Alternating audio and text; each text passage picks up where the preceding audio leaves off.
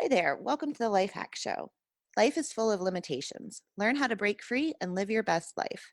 Join me, Allie Kramer, Content Director of Lifehack, as I interview the top experts in the self improvement sphere for advice on how to make life more enjoyable, no matter who you are. If you're looking for insight on how to overcome any obstacle, this podcast is made for you. Today, I'll be speaking with Michael Sorensen, best-selling author and relationship coach. His book, I Hear You, The Surprisingly Simple Skill Behind Extraordinary Relationships, has won awards for its simplicity and practicality.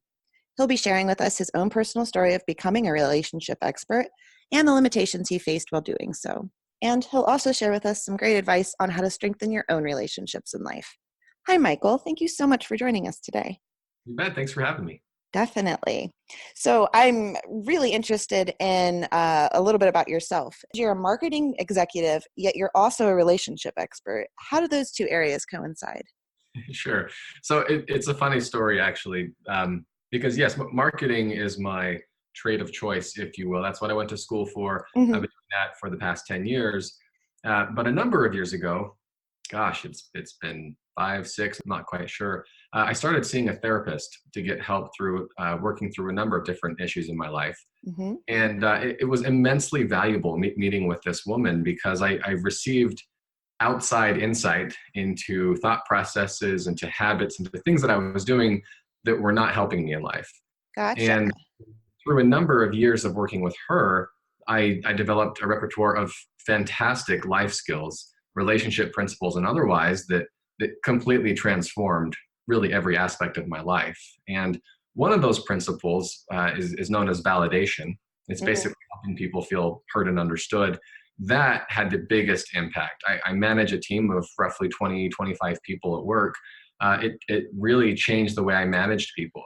It changed my interpersonal relationships. It changed even how I interacted with random strangers at the grocery store. And people started commenting on how I was so easy to talk with, how they just felt comfortable confiding in me. And as I started thinking about it, I realized a lot of what was making that a reality were things that I learned from therapy. And yet, as I tried to share them with friends and family, it was hard for me to find resources that taught it in a way Hmm. that I felt was valuable, in the way that I learned it. And so, long story short, I decided to write a book. And that book, like you mentioned, is called I Hear You. And it just skyrocketed on the bestseller list. And I've received emails and comments, interview requests, everything. Really, my career as a marketer Hmm. continues to blossom, but suddenly this new path of being a relationship coach, and writing content online opened up because people understandably are hungering for insight and help with their day-to-day relationships. And so now I still pursue both, but there's really a lot still that I have to share, to help people in ways that my therapist and other mentors have helped me. That's really fascinating. So essentially, your therapist kind of allowed you to see parts of your own life that maybe you were overlooking or weren't necessarily paying attention to the impact, like you're saying, validation, and that helps strengthen not only your personal relationships but the ones at work. And I can imagine that marketing itself, it in a lot of ways, it is about communication. Is that right? I'm no marketing expert. No, absolutely, 100%. It's, in my opinion, effective marketing is genuine connection with people. It's not just blasting messages in their face, but it's understanding what matters to the consumer. And if you have something to offer, showing them that and helping them understand that. So yes, it's absolutely communication. That's really a cool way to put it. And so, like thinking about how you went from starting therapy, that's a journey that a lot of people are intimidated to start in the first place. But as myself, I have a master's degree in counseling psychology, so I'm all about therapy. Nice. And it's interesting that you just kind of dove in and really found a lot of benefit from it, and then decided to write the book. So what limitations did you find yourself facing as you were writing the book or even getting it published? The biggest limitation was certainly what's known, I think, most commonly now as the imposter syndrome, right? Uh-huh. As I dove in, I mentioned I'm a marketer, not a therapist. I'm not a Mm-hmm. counselor. I'm not a doctor. And so pretty quickly, I had all the negative self-talk of, well, who are you to write a book? right? Who would listen to you? I mean, you're just some random guy who decides to share something. Is this really going to take? And yet, I felt very, very guided. I felt almost compelled to pay it forward. But that remained a limitation that I dealt with for quite a while. As I dove in, just thinking, okay, well, you know what? This is something that's important. This is something that has changed my life. I'm going to go ahead and try. Right? I'm gonna put something together. I'm going to put it out into the world. No one likes it. Okay. Hmm. But if I change one person's life, it's worth it. That's And so, beautiful. yeah, that was definitely the biggest obstacle. Obviously, I could name dozens, probably hundreds, but that's just life, right? You dive in and you go for it. Yeah, and it's great. It really shows a lot of courage to do that, because I think many of us suffer from, even if we're not aware of it, imposter syndrome, making career changes, or moving across the country, or starting something completely different in their life, or writing a book. It's like you said, who am I to do this? And that's the best part about it. It's like, you are you to do this, and you should do this.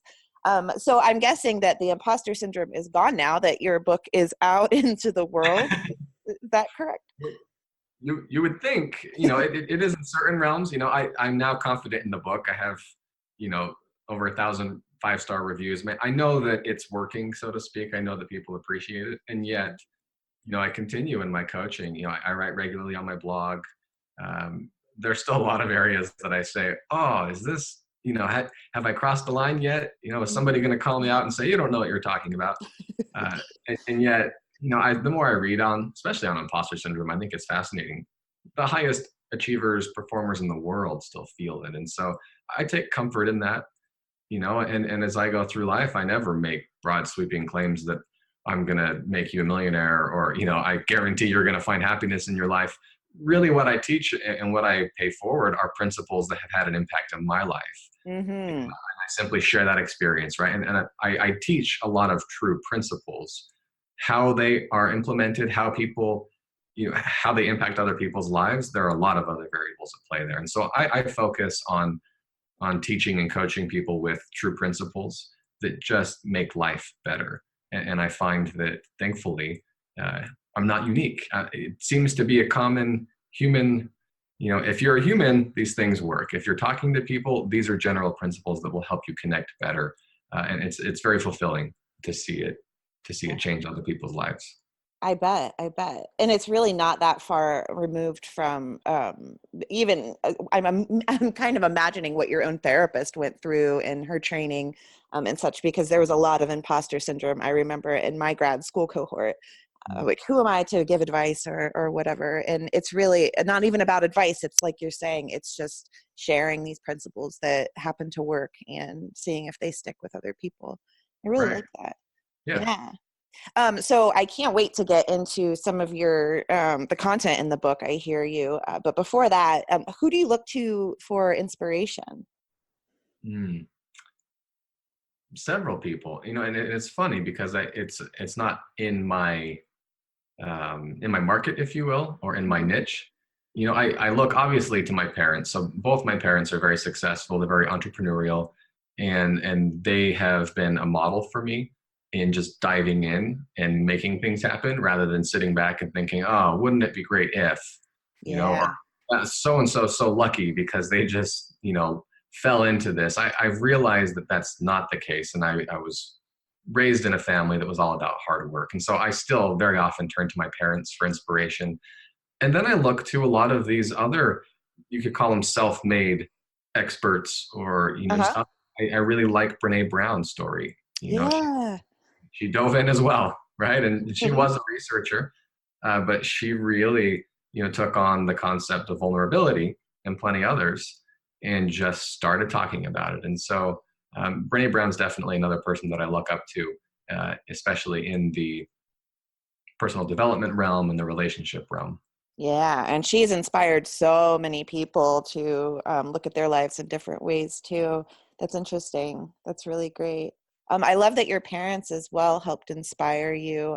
It matters a lot, the supports that you have in your life to get to where you are. It's one of those, I guess that's one way to say, at least you didn't have the limitation of unsupportive parents or people that didn't have that entrepreneurial spirit. That's really cool.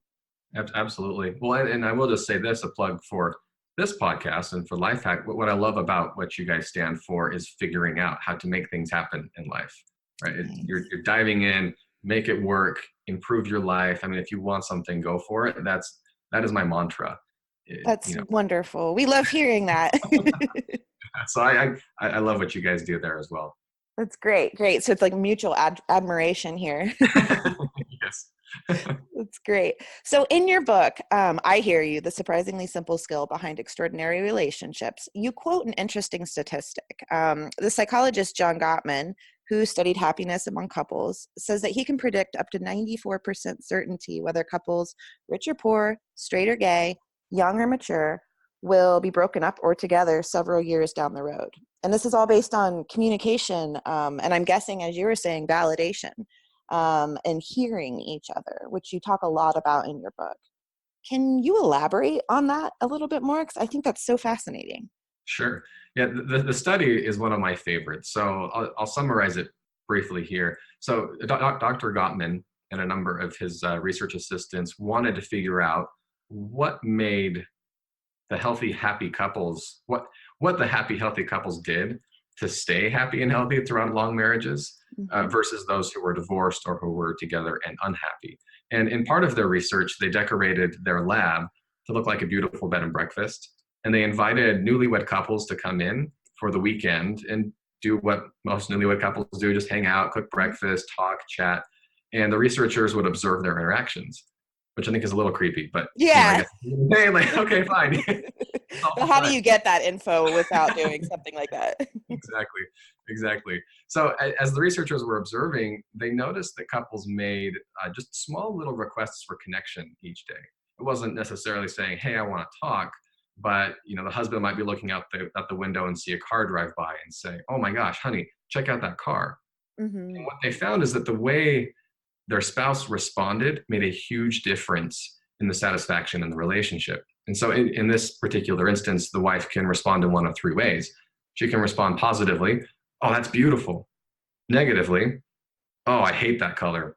Or kind of passively, just, that's nice, dear. Kind of brushing it off or not really paying much attention to him.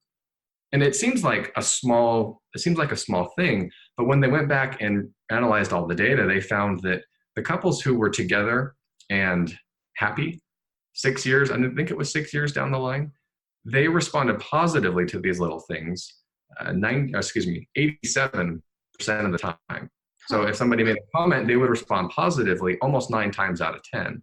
Whereas those who were divorced 6 years later, they only responded positively 33% of the time.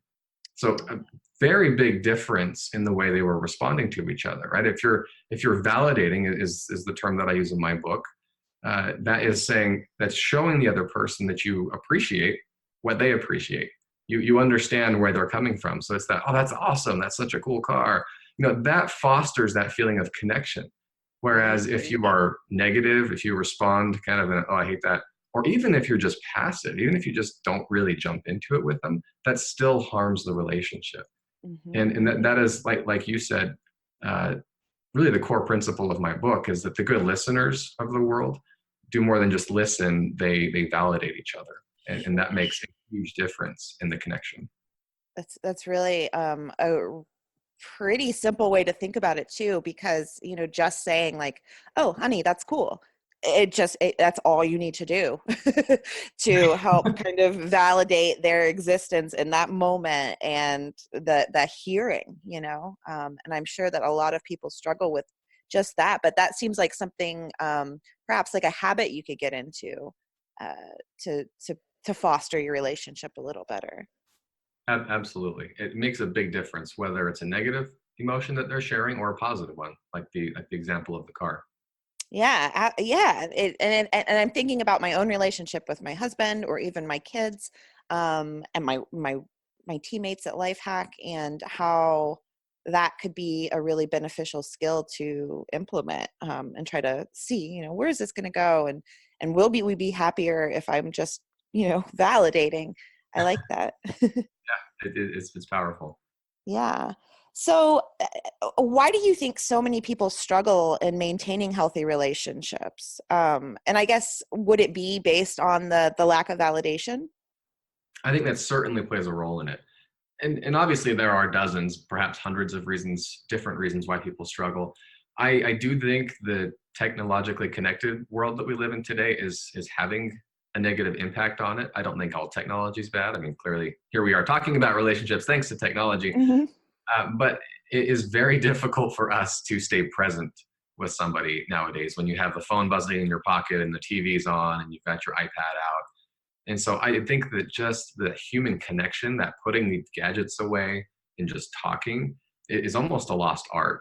And so Yeah. that's one of those areas that I think is really hurting. Obviously, social media has its pros and its cons as well. And it's been well documented that it can have a dark side, in terms of fueling depression and comparison. And so I think there are a lot of things at play. And yet I don't think any of them are insurmountable. I think there are a lot of ways that we can build and foster relationships, even if they're struggling right now. Mhm. Yeah, that's really interesting to think about. How many people, just in my own personal sphere, I know that have little arguments or tiffs about, like, she won't get off of Instagram or XYZ. And yeah, that's a different way to think about it, that how much impact even the last 10 years that probably has had on couples. Yeah. Um, so can you simplify for our listeners, if this is possible at all? I know that your book, it's a short read. I think I got through it in about 3.5 hours or something, but so packed full of great information. What would you say your top piece of advice for improving a relationship would be? I guess that would be whether it be a friend, within the workplace, romantic. Ooh, it's hard to pick one. Can I give you three? Yeah, please. I have kind of my top three that I go to often. Obviously, can elaborate on them later, or people can check out my website for more details. The first thing that I always recommend people do to improve their relationships is to just ask other people questions about things that matter to them. Hmm. So that's the quickest way to get the other person talking. And the more that person talks, the more they give you to follow up with and to validate and to connect with. And so, it's different than just saying, "Hey, how was your day?" Which Hmm. is fine here and there, right? At least it gives you something to talk about. But if you already know something about the person, ask them something specific. So, for example, my wife, a number of months ago, was in a coaching program, and she, was part of classes, I think 2 or 3 times a week. And I would come home from work one day and I would just ask how her day was, and that got kind of the normal response. But then when I shifted and started asking, "Hey, how was class? Hey, what did you guys talk about today?" Different things more specific to the Yeah. coaching. She was excited. She was passionate about it. And that gave us something of worth to talk about rather than just, "Oh, it was good." So Right, right. That's a very broad question. How was your day? And almost, it doesn't invalidate, but it certainly is more validating to ask specific questions. absolutely, because then they know that you remember something about them. Hopefully I remember things about my wife. But it's especially powerful with coworkers. You're talking about your coworkers over at Lifehack. I Hmm. mean, if you can, instead of saying, "How was your weekend?" if you can ask a question about something they already told you they were going to do. "Hey, how was that camping trip? How was the concert?" Again, that just shows an extra level of care, an extra level of attention that you're paying to them. So top, my first bit of advice is ask people questions about things that matter to them. Love that. My Yeah. second bit of advice, obviously, is to get comfortable with validating. We've only briefly talked about it on here. Obviously, my book's available, but if you don't want to buy the book, just go to my website, michaelssorensen.com. I have plenty of articles on there that you can read for free. But essentially, validating is helping someone feel heard and understood. And so, like we've talked about, it's showing excitement if they're excited. If somebody comes to you and they are upset with something, this is where validation is especially powerful, and where a lot of people trip up is they jump in with advice. Hmm. So, Allie, if you come to me and you're complaining about your coworker, and I immediately go, "Well, did you just talk to him about it?" Right. Like most people, you'll go, "Well, no," or "Yes, I did talk to him about it, but blah blah blah blah blah," and we start going in this kind of ping pong match of, "Well, I'm frustrated. Well, you shouldn't be. So do this," and you go back and forth, and that Right. Like on the defense almost. exactly. And that's because most people, when they're complaining to us or they're bringing a problem to us, they don't actually want our advice. They don't actually need help fixing it. What they need is help to not feel crazy for feeling the way they're feeling. And so that's where validation comes at play here, is that instead of trying to give you tips, Allie, I would just say, oh my gosh, he said that to you? Like, Hmm. I can't even believe that, and then that now says to you, oh, okay, I'm not the only one. Michael's just as upset as I am. Right. And then that lets you process it. That lets you let the emotion away. And 9 times out of 10, you already know how to deal with it. You just needed somebody else to validate you and show you that you weren't crazy. Yeah. Yeah. Great. Great. Great. So validation, number 2. And then the last one, frankly, is my favorite. And that's just showing appreciation for people each day. Hmm. It's a simple thank you. Even better if you pair it with validation. So if you're talking to a coworker and say, hey, by the way, I know you worked really hard on that project and I appreciated that. It made a huge difference in the meeting. Or with your spouse, just, hey, I can tell you worked hard on dinner and it was delicious. Thank you. Those little nuggets of appreciation, I think, are disappearing from our day-to-day conversations, again, because we're so focused on technology. Sure. But it makes a huge difference in your relationships with anyone. Oh, I can imagine. I mean, that really has a lot to do with gratitude in general, kind of not taking for granted things, appreciating the here and now, appreciating what you have with whatever relationship of person you're in. I think that's a really beautiful thing to bring up. Probably overlooked a lot as well. Yeah, and it's powerful. I'm a big proponent. That's wonderful. So where can they purchase the book?